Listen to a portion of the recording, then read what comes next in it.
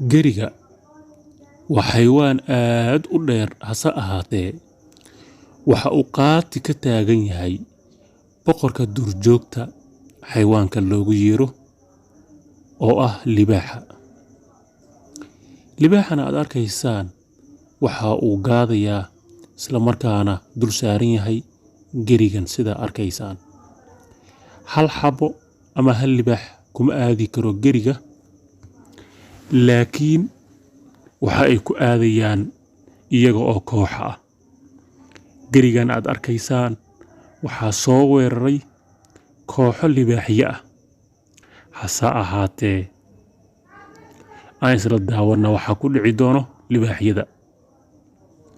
Geriga ayaa markan baxsaday oo orod ayuu maciinbaday. Libaaxina waxa uu isku dayayaa in uu soo qabto, hase ahaatee awood uma laha in uu qabto. Waa uu ka orod badan yahay, waa uuna ka awood badan yahay. Laakiin waxa ay isu urursanayaan kooxo si ay u hor istaagaan isla markaana ay u dilaan. Gerigan aad arkaysaan, geriga waa uu cararayaa, libaaxyadana waa ay daba cararayaan. Hase ahaatee markii uu gaaraba haraanti ayuu iskaga reebayaa.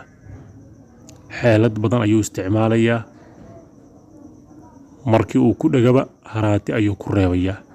Maxaa yeelay geriga aad ayuu u dheer yahay, lugihiisana aad ayay u dhaadheer yihiin libaaxa marka loo fiiriyo. Aan aragno daawadayaal waxa ku dhici doona libaaxan. Maxaa kala qabsan doona gerigan iyo libaaxyadan soo weeraray geriga.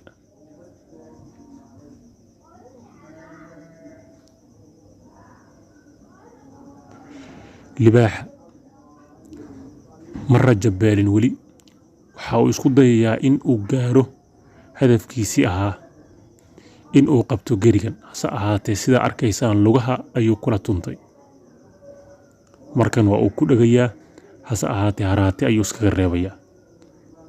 Waa ay ku dhagayaan iyagoo koox ah, asagana haraanti ayuu iskaga reebayaa inta uu samciyaha gaarsiin. Laakiin haddii mar uu miciyaha la heli lahaa, gerigan waa uu dhici lahaa. Hase ahaatee geriga waa uu isdifaacay ugu dambeyntii. Libaaxyadiina tabar ayay u waayeen.